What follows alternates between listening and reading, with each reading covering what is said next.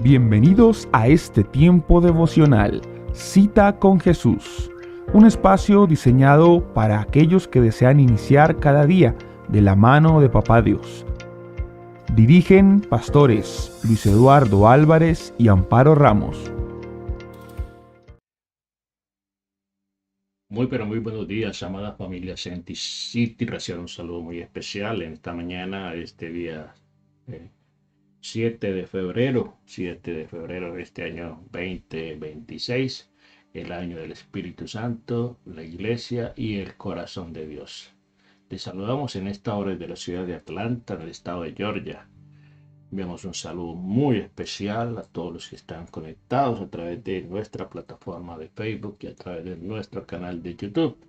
No sin antes recordarles nuestra invitación a suscribirse a nuestro canal, activar la campanita y participe de las notificaciones de nuestras transmisiones. Esta mañana le damos gracias a Dios por la alegría inmensa de poder unirnos de diferentes lugares del mundo para alabar a Dios, bendecirle, exaltarle, glorificarle y sobre todo para escuchar su dulce voz. Amado Padre, en el nombre precioso de Jesús, te damos muchas gracias en esta mañana por permitirnos este privilegio, Señor, de tener esta cita con Jesús, esta cita de amor, Señor. Esta cita, Señor, oh Dios del cielo, impostergable, Señor, oh Dios del cielo. Porque cada día, Señor, tenemos la oportunidad de presentarnos ante el trono de la gracia, Señor, para exaltar tu santo nombre, para escuchar tu dulce voz, para recibir de ti el consejo sabio, Señor. Para conocer, bendito Señor, más de tu gran amor, de tu perfecto amor, bendito Dios del cielo. Te pedimos que en esta mañana tu palabra sea propicia a nuestra necesidad y que nos permitas cada día, Señor, crecer, Señor, al conocimiento, Señor, de tu Hijo, Señor. Gracias por tu palabra, que es viva, eficaz, más cortante que toda espada de dos filos, que penetre, Señor, a lo profundo de nuestro corazón y derribe todo argumento, derribe toda barrera, Señor, derribe toda mentira, Señor, todo engaño, Señor, que nos impida verte, Señor, oh Dios del cielo, como tú eres. Permita verte a ti, Señor, y vernos a nosotros como tú nos ves, Dios del cielo. Gracias te damos, Señor. Bendice a tu pueblo en esta mañana. Bendice a tus hijos, Señor. Bendice a tu iglesia, Señor. Corona este día con tu bendición, Señor. Y permítenos cada día, Señor, oh Dios del cielo, crecer, Señor, hasta esa estatura del varón perfecto, Señor. Estar persuadidos, convencidos estamos de que tú que comenzaste en nosotros una buena obra, Señor, la irás perfeccionando cada día, Señor, en nuestras vidas. En el nombre precioso de Jesús, te damos gracias, Señor, por este día, Señor. Este día que tú hiciste, Señor. Queremos gozarnos, alegrarnos, alabarte, bendecirte, Señor. Te pedimos que tu palabra en esta mañana, Señor, sea nuestro alimento. En el nombre precioso de Cristo Jesús. Amén, amén y amén.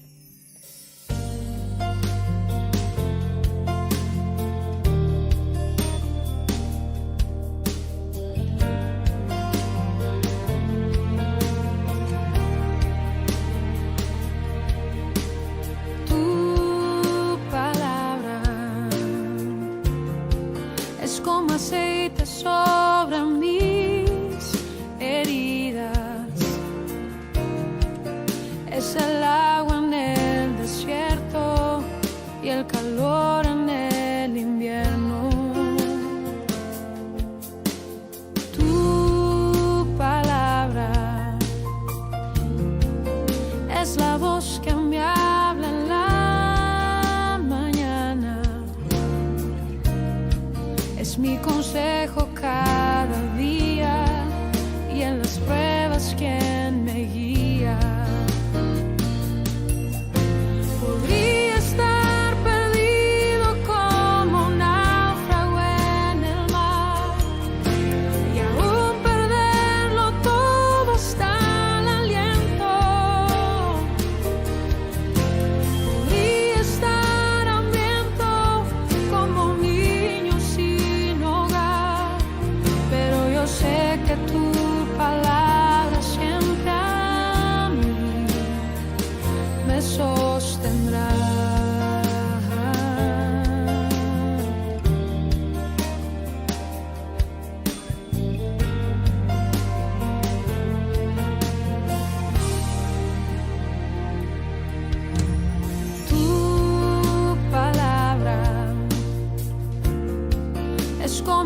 dulce miel para mis labios. Es la perfecta melodía que me deleita cada día. Así es, Señor, tu palabra es como dulce miel, Señor, para nuestros labios. Es la dulce melodía, Señor. Tu palabra trae paz a nuestro corazón. Bueno, familia, aquí estamos de nuevo en nuestro tiempo de devocional Cita con Jesús. Y llegamos al tercera meditación acerca de cómo acercarnos a Dios, cómo acercarse a Dios. Y recuerden que hemos tomado como base de estudio de meditación el Salmo 23, el Salmo de David, Salmo 23, el famoso, bien ponderado Salmo 23. Bueno, esta mañana llegamos a una frase bien importante. Junto a agua de reposo me pastoreará. Estuvimos hablando al final, en el día de ayer. Decíamos que a lo largo de toda su peregrinación por el desierto, el pueblo de Israel nunca le faltó esta provisión. ¿Sí? Nunca le faltó el agua, nunca le faltó el maná, el alimento del cielo, el agua que emanaba de la roca. Recordemos allí que en el capítulo 10 de Primera de Corintios, en versículos 3 y 4, dice: y todos comieron el mismo alimento espiritual, y todos bebieron la misma bebida espiritual, porque bebían de la roca espiritual que los seguía. La roca era Cristo. Entonces encontramos ahí que siempre Dios se interesó, aún en circunstancias más difíciles, porque el desierto como tal siempre lo asociamos con prueba, siempre lo asociamos con ese momento de dificultad, donde hay escasez, donde realmente tendremos que aprender a depender de Dios. En el desierto no podían conseguir ni agua ni comida, nada absolutamente podían conseguir. Y lo único que les quedaba era mirar hacia Dios, esperar en Dios. ¿Sí? Y a pesar de su terquedad, a pesar de su rebeldía, a pesar de su murmuración, Dios les proveyó. Dios les proveyó un alimento diario, y todos los días caía el maná, el pan del cielo. Y dice que todos comieron del pan del cielo. No hubo uno de ellos que no hubiese comido. Todos bebieron, porque todos tenían sed. Y bebieron de la roca. La roca dice que les seguía. Y esa roca es Jesucristo. La roca es Jesucristo. ¿Y por qué les seguía? Recordemos que de día el Señor iba delante de ellos, encima de ellos, sobre sus cabezas, protegiéndoles en forma de nube de las altas temperaturas del desierto, y en la noche iba como una columna de fuego. ¿Sí? Él los seguía, Él los orientaba por esas caminatas, por esas jornadas extensas y complicadas en el desierto. Allí estuvo siempre la presencia de Dios, infundiéndoles esa seguridad, infundiéndoles ese aliento. Entonces, usted y yo hemos atravesado por desiertos, por dificultades, ¿sí? Entonces, nunca podremos descansar si no satisfacemos el hambre de nuestro espíritu y apagamos esa sed que hay en nuestra alma y en nuestro espíritu. Y la única manera de saciar esa sed, de saciar esa hambre, es en Él. Él es el que suple todo, en Él estamos completos. Él es el que provee, Él es el pan de vida. En San Juan 6:35 dice: Jesús les dijo: yo soy el pan de vida. El que a mí viene nunca tendrá hambre, y el que en mí cree no tendrá sed jamás. Hoy encontramos un mundo que ofrece tantas cosas, que ofrece fama, que ofrece riquezas, que ofrece placer. Pero vemos que entre más el mundo ofrece esto y más la gente busca esto, más sedientos están, más insatisfechos están, ¿sí? Hoy en día vemos también a muchas personas, inclusive los creyentes, insatisfechos, agitados por el mundo, por andar en el afán de conseguir las cosas, de alcanzar la riqueza, de alcanzar la fama, y son agitados y viven agitados sin descanso, estresados. Hoy el estrés está matando mucha gente, angustiados, corriendo de un lado para otro, en una carrera loca que no conduce absolutamente a nada. En estos casos el problema no es que Dios haya faltado, haya fallado como pastor. Y mucha gente alza la mirada al cielo y le pregunta: Señor, ¿dónde estás tú? Y le reclaman al Señor, ¿sí? Entonces el problema no es de Dios como pastor, sino de las ovejas que se han alejado de la comunión íntima con Él, las ovejas que han dejado de buscarle, que han dejado de escudriñar su palabra, que han dejado de apropiarse de sus promesas y siguen buscando las añadiduras, ¿sí? Por eso el Señor nos exhorta que busquemos primeramente el reino de Dios y su justicia, y todo lo demás vendrá por añadidura. ¿Sí? Todo lo demás vendrá por añadidura. Entonces, cuando nos dedicamos a buscar las añadiduras, esas añadiduras realmente nos desgastan y no satisfacen el alma, no satisfacen nuestra vida. Y por eso encontramos mucha gente que aparentemente decimos todo, pero ¿qué le pasó a esta persona? Si lo tenía todo. No, lo tenía todo, pero no tenía nada. Tenía todo lo material. Tenía todo lo que la gente busca, lo que el mundo ofrece, ¿sí? Tenía lo que el enemigo le ofreció a Jesús en el desierto, mientras ayunaba 40 días y 40 noches. Le ofreció reinos, le ofreció poder, le ofreció fama, le ofreció comida, le ofreció todo. Todo lo que el hombre busca en este tiempo se lo ofreció. Pero recordemos que Jesucristo también le respondió: escrito está. No solo de pan vivirá el hombre. Escrito está: no tentarás al Señor tu Dios. Escrito está: solo al Señor tu Dios adorarás. Y de esa manera el enemigo no pudo con Jesús. No pudo seducirle. Pero hay cristianos, hay creyentes, hay personas que son débiles en su fe, que no tienen principios, que no tienen convicciones profundas, y fácilmente se van detrás del ofrecimiento que el enemigo les hace. Entonces vemos que esos cristianos, esos creyentes insatisfechos, viven agitados, viven deprimidos, viven ansiosos, porque no encuentran realmente la satisfacción en lo que hacen.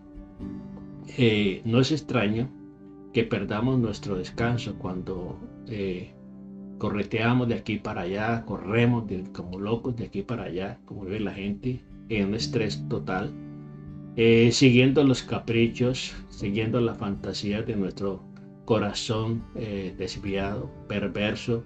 Dice que perverso es el corazón del hombre, ¿cierto? Más que todas las cosas, ¿quién lo conocerá? Que la única forma de recuperar la paz perdida es volvernos a Él. Volveos a mí y yo me volveré a vosotros, dice el Señor, invita al Señor. Y volverse, ¿qué es? Es arrepentirse, es dejar esa carrera loca y volver a sus brazos, a buscarle, a refugiarnos completamente en Él. La siguiente frase nos dice que Él confortará nuestra alma, confortará mi alma. Entonces la idea es que Él restaurará nuestra alma. ¿Qué hay en el alma del ser humano? ¿Qué hay en nuestra alma? Está la mente, las emociones y la voluntad, ¿sí? La mente, las emociones y la voluntad. El alma se encuentra afligida, abatida, cansada, ¿sí? porque se ha perdido de vista la fuente que suple, que provee absolutamente todo y en abundancia. En Isaías, en el capítulo 40, en el verso 29 al 31, encontramos lo que nos dice allí la palabra del Señor. Él da esfuerzo al cansado y multiplica las fuerzas al que no tiene ningunas. Los muchachos se fatigan y se cansan, los jóvenes flaquean y caen, pero los que esperan a Jehová tendrán nuevas fuerzas, levantarán alas como las águilas, correrán y no se cansarán, caminarán y no se fatigarán. Entonces, qué maravillosa expresión del profeta Isaías, ¿sí? Como él dice que él da fuerzas al cansado y multiplica las fuerzas al que no tiene ninguno. Aquí vemos a un Dios especialista en imposibles, ¿sí? Las matemáticas del Señor son muy diferentes a las matemáticas nuestras, ¿sí? Si usted multiplica el tener ninguna fuerza es igual a 0. Y cuando usted multiplica por 0, pues da igual a 0. Pero él dice que él multiplica las fuerzas al que tiene 0 fuerzas. Le da fuerzas al que tiene 0 fuerzas. ¿Qué va a multiplicar si no tiene nada? Bueno, ahí está lo sobrenatural de Dios. Y dice que los jóvenes, los muchachos se fatigan y se cansan. Los jóvenes flaquean y caen, pero los que esperan, ¿en quién? En Dios, en ese gran pastor de pastores, tendrán nuevas fuerzas. Miren, tendrán nuevas fuerzas. ¿Cuántas veces nos hemos sentido quizá desfalleciendo ante una prueba, ante una dificultad y pensamos tirar la toalla y pensamos abandonarlo todo? ¿Sí? Dice que tendrán nuevas fuerzas, levantarán alas como el águila. Cuando una persona se encuentra sin fuerza, sin cansancio, está arrastrándose, está tirado en el piso. Y dice que de allí, de ese momento, de esa situación, levantarán, cuando deciden confiar en el Señor, levantarán alas como las águilas y correrán, ¿sí? Y no se cansarán, caminarán y no se fatigarán. Entonces, qué importante es aprender a confiar en el Señor y aprender a ver a Dios como esa fuente inagotable de fuerza, de vida. Entonces, dada nuestra naturaleza caída, no solo nosotros necesitamos que el Señor nos alimente, que el Señor nos fortalezca, ¿sí? Y desgraciadamente también nosotros, por el pecado, y por eso nosotros necesitamos ser restaurados, porque estamos en el mundo, ¿sí? Y aunque hayamos recibido a Cristo y aunque tengamos una relación con Dios, estamos expuestos al pecado, ¿sí? Estamos expuestos a caer. Entonces, y por eso esa vulnerabilidad nos hace que necesitemos ser restaurados, que necesitemos ser renovados una y otra vez, ¿sí? Y por eso es tan importante la comunión con Él, restaurar la comunión con Él, la comunicación con Él. Recordemos que el pecado nos separa de Dios, el pecado separa al hombre de Dios, pero para restablecer esa comunión con Él, pues es necesario volvernos a Él, y volvernos es en arrepentimiento, ¿sí? Arrepentimiento genuino. Entonces, al igual que la oveja descarriada es llevada nuevamente de regreso al redil, donde es curada, donde es vendada, donde las heridas que ha sufrido son curadas y vuelve a caminar en el rebaño, así también nosotros.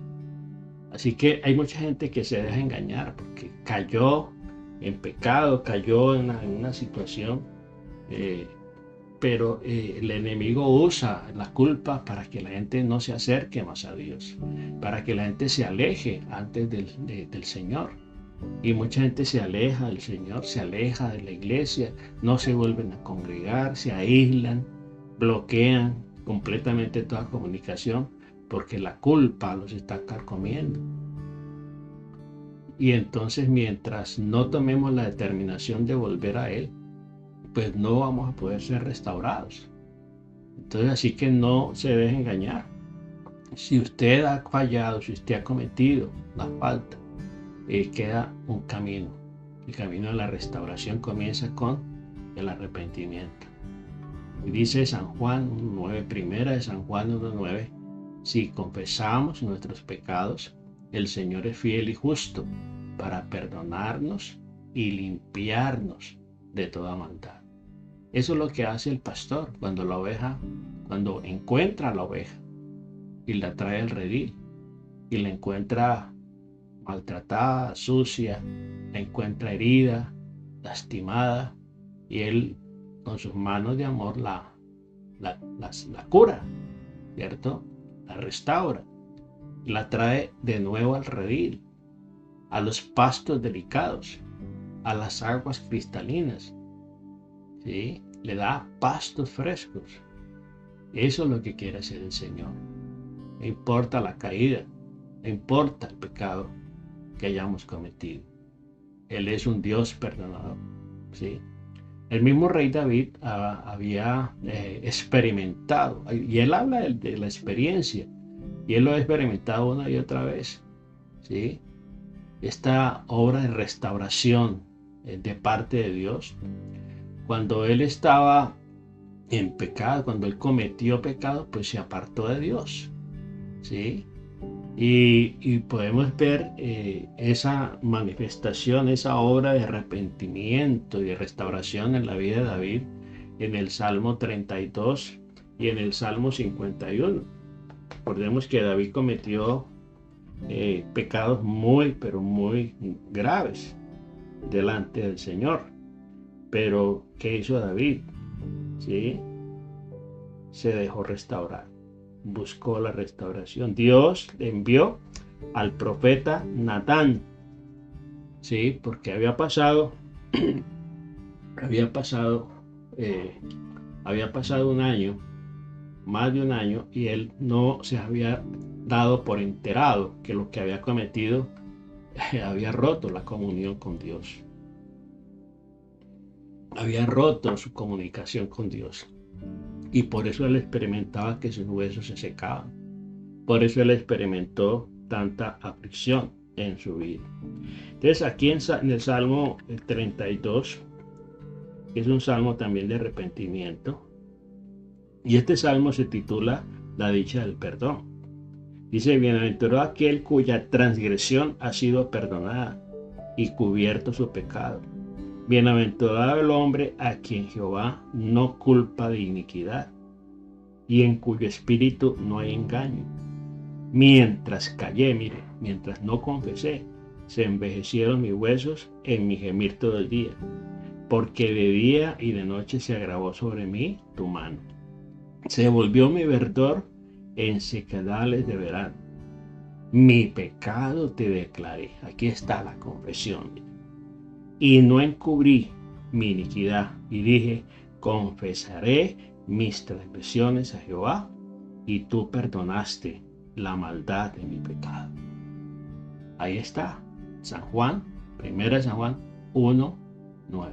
Sí confesamos. Esa es una condición para la restauración. Y todo parte de la confesión. ¿Delante de quién se va a confesar? Delante de Dios. Sí, delante de Dios. Si usted tiene un pastor, busque ese pastor. Si usted tiene un mentor, ¿sí? Busque a ese mentor. Hable con él. Cuéntele la situación. Y deje que Dios restaure su vida. David necesitó un pastor, ¿sí? ¿Quién fue ese pastor que le confrontó? Que le guió. Sí, el profeta Natán. Porque David en su ceguera, en su pecado, no había vuelto a escuchar la voz de Dios. Y el Señor le tiene que mandar al profeta Natán para que le confronte. Y el profeta hace alusión a una alegoría, a una historia, donde le narra una situación injusta que un hombre poderoso, que un rico había cometido contra un hombre pobre. ¿sí? El hombre rico tenía miles de corderas y el hombre pobre tenía una sola corderita. Y resulta de que el hombre rico, ¿sí?, le quitó la cordera, la única que tenía el hombre pobre, para hacer un banquete con ella, teniendo miles de corderas. Y entonces cuando David escucha esa historia, David dice que rasgó sus vestidos y entró en ira. Y dijo David, ese hombre es digno de muerte, digno de morir. Y el profeta Natán le dice, ese hombre eres tú. Ese hombre eres tú. Sí.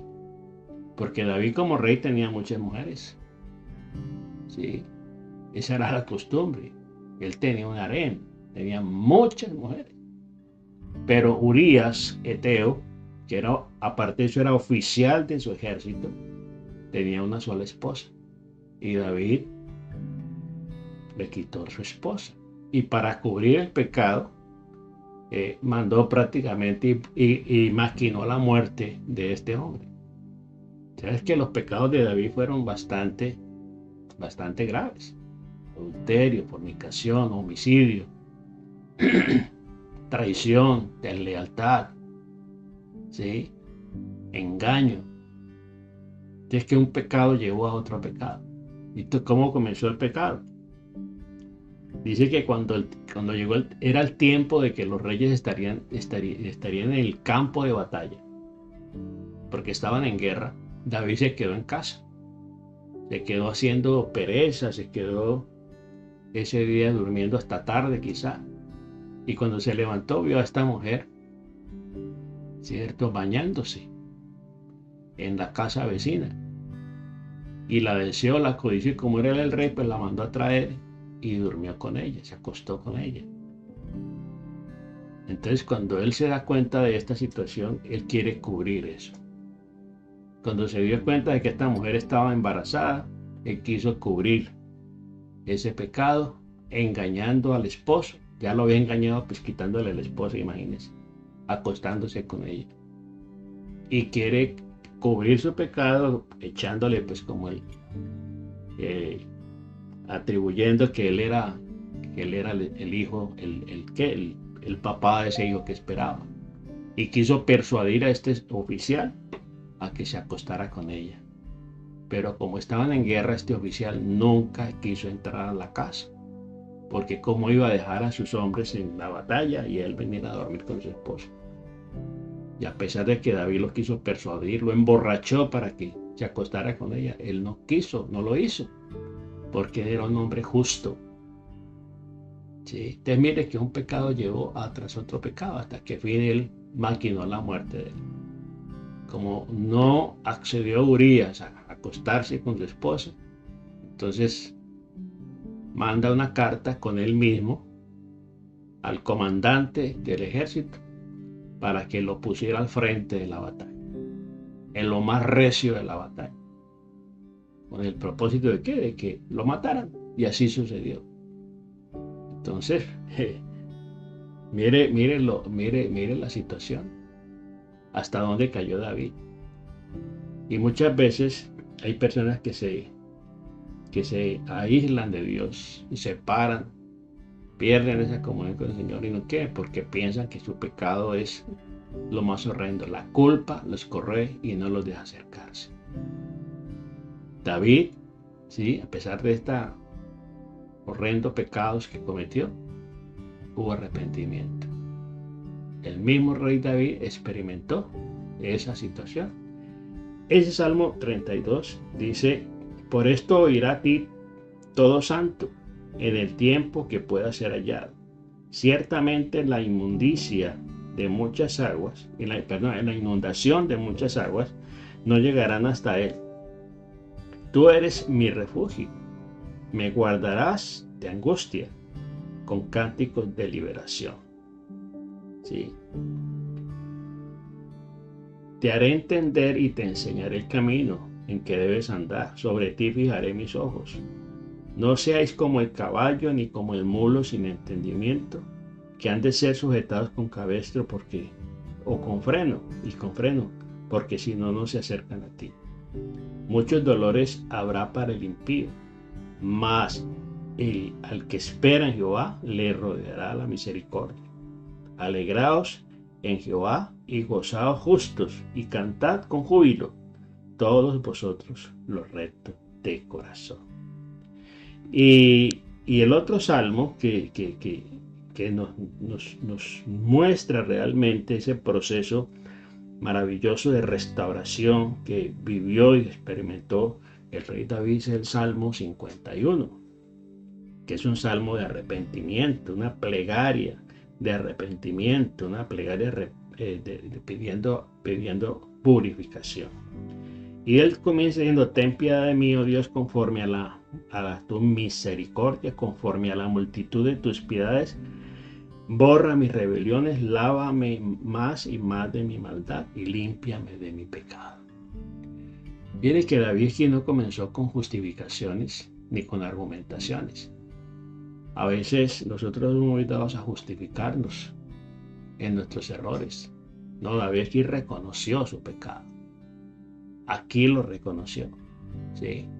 Entonces, David, vemos allí que hubo un arrepentimiento genuino. Y como David, nosotros nos apartamos fácilmente de los caminos del Señor. No estamos atentos a su dirección. Andamos en desobediencia, estamos en estados de indiferencia espiritual, ¿sí? De decadencia espiritual, y perdemos esa comunión, esa alegría, ese brillo espiritual, y dejamos de orar, dejamos de congregarnos, de leer la palabra, de orar. No sentimos ánimo de compartir la palabra, el evangelio con otros. Perdemos la paz, ¿sí? Primero que se va es la paz.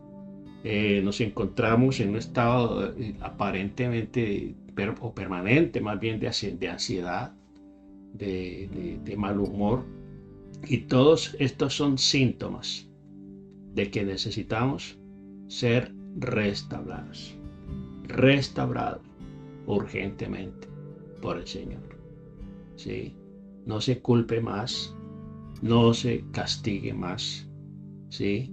No deje que la culpa le prive de experimentar el maravilloso perdón y el maravilloso amor de Dios, porque el enemigo, recuerde, que quiere es que usted cometa más errores, ¿sí? Y mucha gente comete más errores y más errores apartándose de Dios, y se dejan encerrar por el enemigo, y muchos terminan locos y terminan acabando con sus vidas, ¿sí? Como le pasó a Saúl, ¿sí? Como le pasó a Saúl. Desobedeció a Dios y no buscó la restauración, ¿sí? Se llenó de orgullo, del ego, de autosuficiencia. Terminó consultando hechiceras, terminó consultando brujos, porque no estaba dispuesto a sufrir las consecuencias de su pecado y no aceptó la restauración. Entonces, durante la última cena, vemos cómo el Señor advirtió de que alguien le iba a negar, ¿sí? De que Pedro le iba a negar 3 veces. Pero también dijo que había orado por él para que su fe no faltara.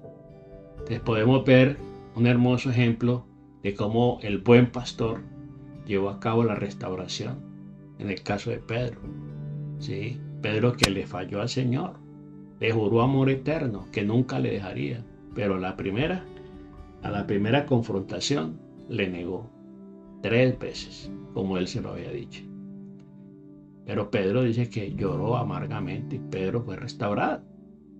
Después de que Jesús fue arrestado y que Pedro lo había negado 3 veces, sus miradas se cruzaron. Y cuando el Señor mira a Pedro, no lo mira con reproche, lo mira con amor. No era una mirada fulminante de rabia o de ira o de odio por la traición. No, fue una mirada llena de amor. Una mirada llena de amor, ¿sí? Hacia Pedro. Entonces, la misma situación pasó mire la situación diferente, lo que pasó con Judas. Cuando Judas iba a entregar al Señor, se acercó a él y sus miradas se cruzaron. Y no solamente sus miradas, sino que el Señor le dijo, ¿a qué vienes? Amigo, le dice, amigo. ¿Sí? Entonces, encontramos el caso de Pedro, que una vez Jesús resucitó, tuvo especial interés en que Pedro conociera rápidamente esta noticia. ¿Sí? Unos días después, Cristo tuvo un encuentro personal con Pedro, en el que por 3 veces le dio la oportunidad de manifestar su arrepentimiento. Pedro, me amas. Pedro, me amas. Me amas. ¿Sí? Y vemos que Pedro realmente fue restaurado completamente, a tal punto que cuando desciende el Espíritu Santo en Pentecostés, allí en el aposento alto, Pedro y todos ellos fueron llenos del Espíritu Santo. Y el primero que se levanta a predicar ante una multitud es Pedro, ¿sí? Porque ya estaba plenamente convencido y plenamente restaurado, ¿sí? Allí, a partir de ahí, quedó completamente restaurado. Entonces, cuando pecamos, nos sentimos mal. Y es entonces cuando el enemigo viene a nuestra vida para llenarnos de vergüenza, de culpa por lo que hemos hecho. Y para convencernos de que hemos estado, que en ese estado es mejor no ir al Señor, no ir a buscar al Señor, no ir a congregarse, aíslese, quede quieto, no se comunique con nadie, apague el teléfono, ¿sí? No frecuente más a sus amigos, y la gente opta por esto, por aislarse. Entonces, en esta situación, esa es una estrategia más efectiva que usa el enemigo para destrucción de las personas.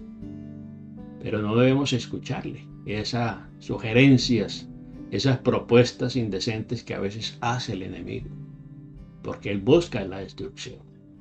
El Señor siempre nos da una grata oportunidad, una grata bienvenida cuando regresamos arrepentidos a casa.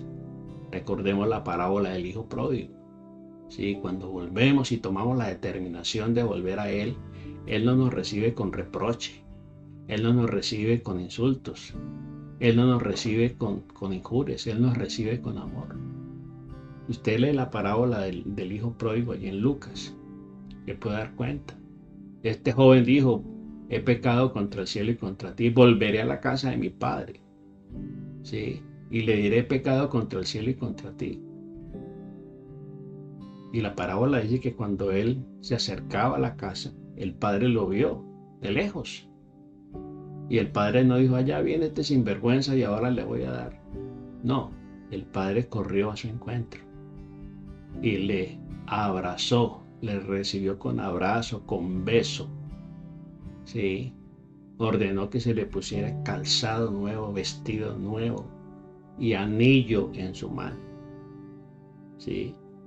Entonces, ese es el Padre, ese es el pastor, ese es el buen pastor, ese es el Padre perfecto que tenemos. Entonces, el Señor siempre nos da esa grata bienvenida cuando regresamos arrepentidos a Él.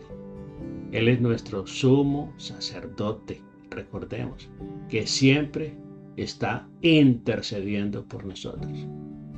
¿Sí? Siempre está intercediendo por nosotros.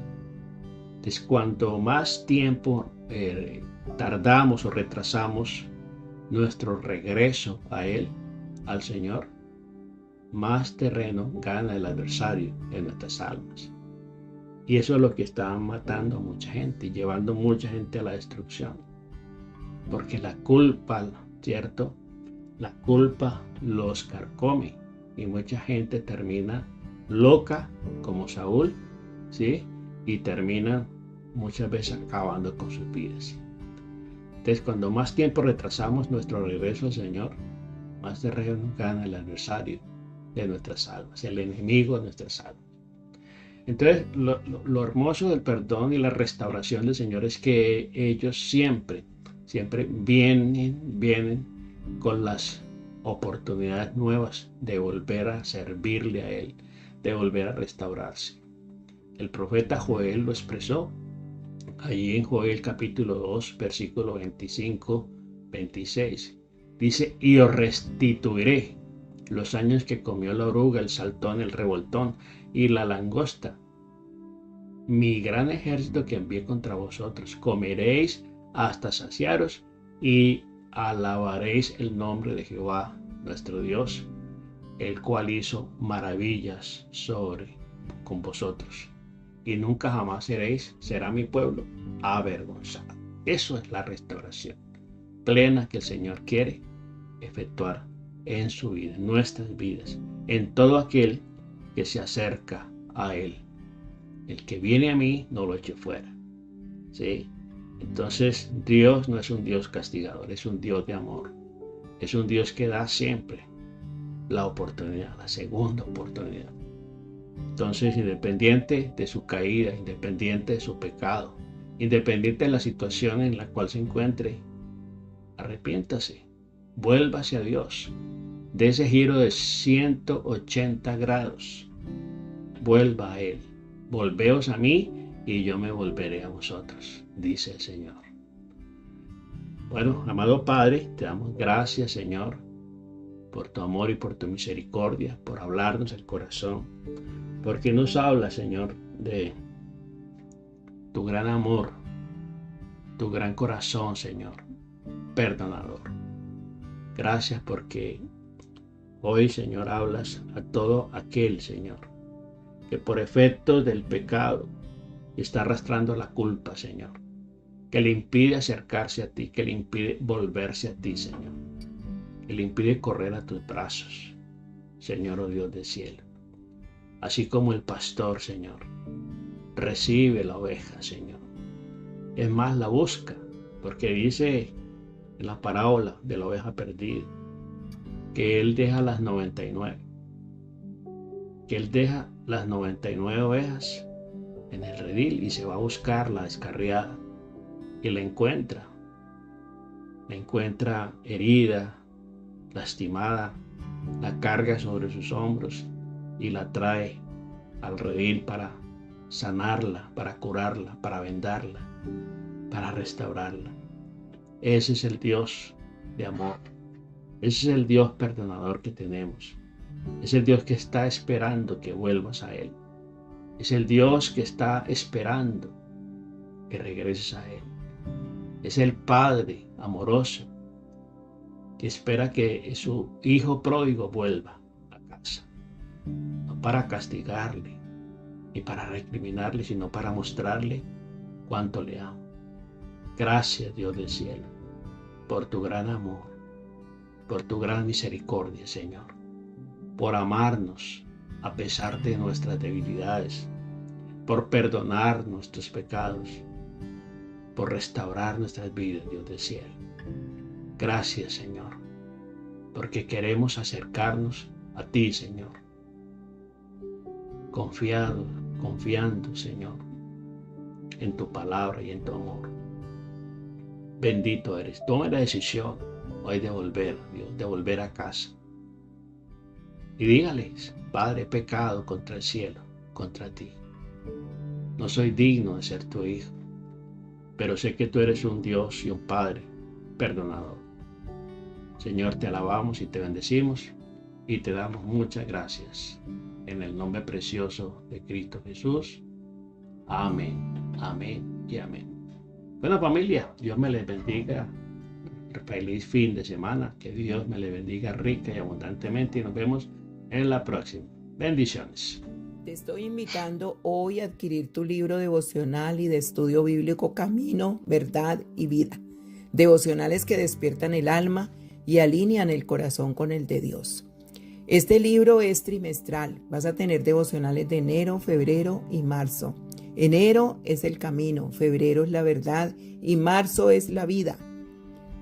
Camino para iniciar el año con propósito. Verdad para permitir que Dios sane a través de la palabra, te confronte y renueve tus pensamientos, tus emociones, tus decisiones desde la verdad que libera.